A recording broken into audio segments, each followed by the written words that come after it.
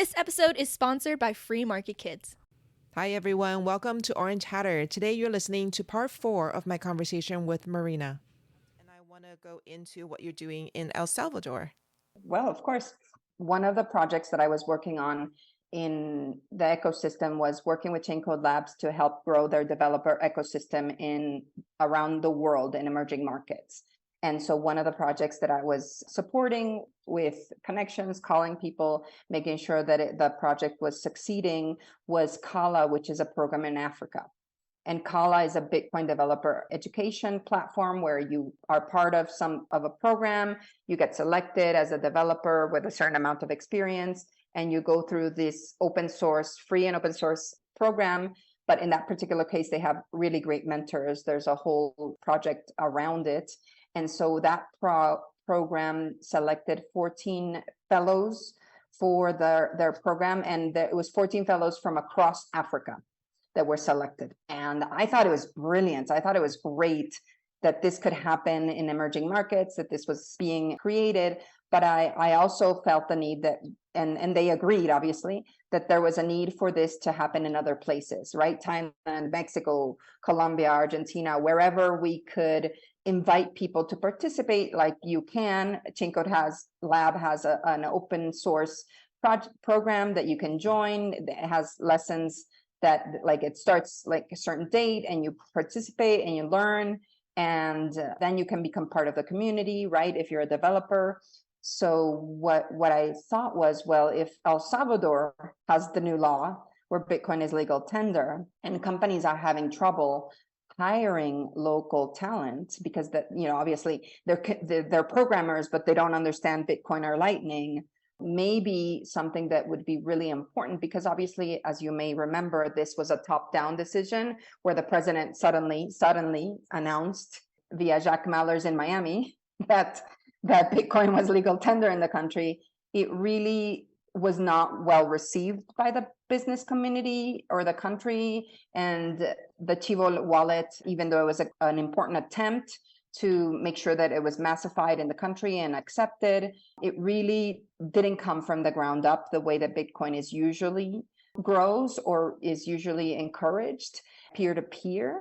There was a lot of like negative feelings surrounding it and very politicized, right? And so you couldn't hire because there was no talent. You couldn't really, the Chivo wallet wasn't working. And so most of the people's experience with Bitcoin at the time was not a good one. It was like, okay, the Chivo ATM machine ate my Bitcoin, or my I can't understand this. So people were a lot of them were converting that $30 that the government gave them into dollars directly. They were not keeping the Bitcoin.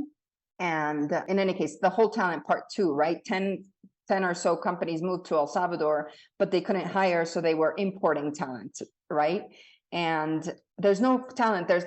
I don't believe in that. I used to recruit talent for a living. I know that you have to go find them, right? Most people will tell you, okay, talk to this person, that person, but those are the safe choices. Those are not the grit people, the people who are going to care and go above and beyond because they're fascinated by the technology. It's not like natural. Okay, I'm going to spend 2,000 hours studying about Bitcoin. It's not like if you have a job, if you have a life, you're not immediately just going to jump in and do it. There has to be a certain, process or course or something available to recruit you to learn about it, right? Somebody has to tell you, hey, you should do this. And so we created a program that is very similar to Qala in the sense of focusing on developers already. There's other programs out there that are teaching you how to download a wallet, are teaching you the basics about Bitcoin, but this was very focused on technology, right? So developers with over 2 years of experience in programming. And we started with Mastering Bitcoin, which is like a Socratic seminar. And we had 80 students go through that, which we call proof of work, right? Who actually does the homework, who actually does the reading, who is asking questions. And then we did Mastering Lightning, which is the other book that goes through the Chaincode Labs program.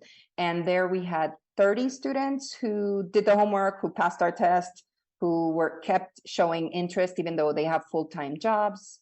And finally, from those 30 students, we made another test. We asked them to, just prove that they wanted to be part of the fellowship. And from there, we selected 6 students who became part of the fellowship program. They are working on a project right now, which I think is really, really, really unique, right? Because, for example, Qala in Africa, there's no country like where you can just, okay, here we are, we're going to use Bitcoin transparently all over the place. You can't really embed it in businesses super easy yet.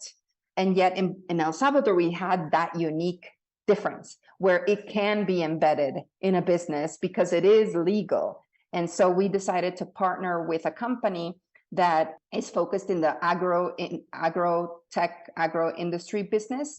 They are a coffee grower association that, the leader of the coffee grower association is Cherito Cafe. Cherito has coffees that are called Genesis Block. I mean, he's a Bitcoiner by heart, but he really had not integrated Bitcoin or Lightning in his payment system. So how does he pay farmers? How do coffee exporters or people in Germany or US paying him? How he pays the coffee growers? That entire side of the business, yes, he was enthusiastic of Bitcoin, but he had not integrated Lightning and Bitcoin into his payment process. And so what we wanted to do was something that you call Marca País, which is a country brand, right? We want to help him become a country brand of Bitcoin and for El Salvador. So a brand for Bitcoin and a brand for El Salvador by helping him integrate Lightning payments into his whole ecosystem.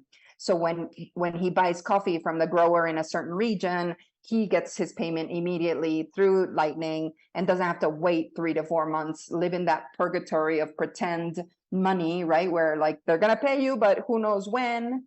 Like, no, it's immediate, it's instant. You get your, and you can also pay the different coffee growers, not just one, and then trickle it down with the extra fees, right? You just spread it out and do it very transparently.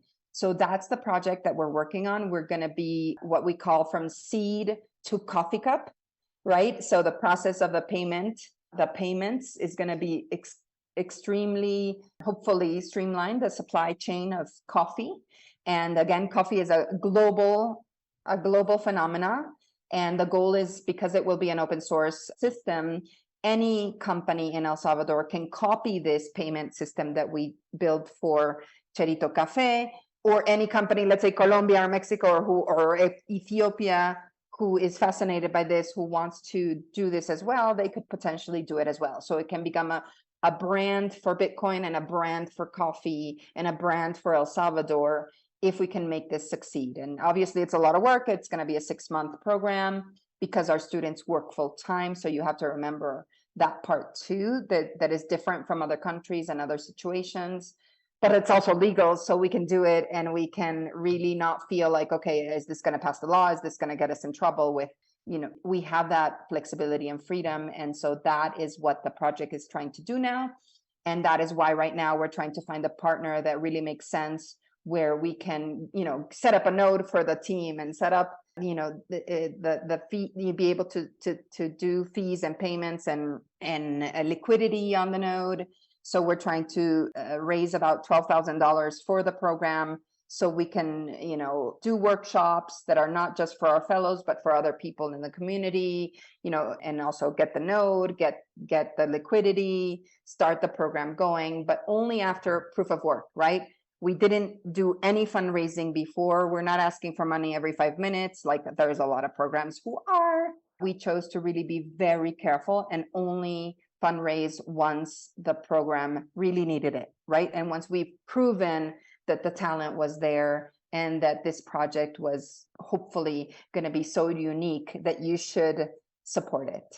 Yeah, and if you can send me the contact info for anybody who listens to this program and wants to reach out to you or to support the fellowship. Wonderful. Yeah, and I'll send you our wallet for sats. Yeah, that would be great. So you have mentioned that when it comes to coding and the developers, it's so important to get local talent. And yet we talk about this being a global system and things being open source. Are you specifically referring to just the legal aspect of it, or is there something else that not restrict, but where having local talent is better than, say, us just exporting talent from North America or Europe or something? Well, I think learning about Bitcoin really takes time. It's not like a sudden, like, okay, now I'm going to just program in Bitcoin, right? It really does take time. And sometimes we underestimate that other people don't have time in the global south.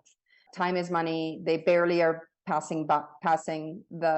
they cannot, right? And so it really, like they say, proof of work, but sometimes we don't have time for it, and it's really hard. And so that's why it's so important to have programs that are like really recruiting abroad, not just okay, here it is free, right? Like, go talk to them, go talk to Bitcoin Guadalajara, go talk to Bitcoin Nikazi, go talk to Bitcoin Guatemala, go talk to them and encourage them to participate, because otherwise they just don't know about it, they don't have time to pay attention, and they're just trying to struggle to survive, right?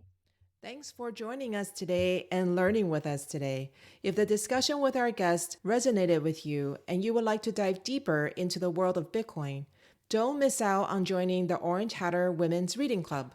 The meetup link is in the show notes. Also, if there are women in your life whom you think would both enjoy and benefit from learning more about Bitcoin, please share Orange Hatter with them. Until next time, bye!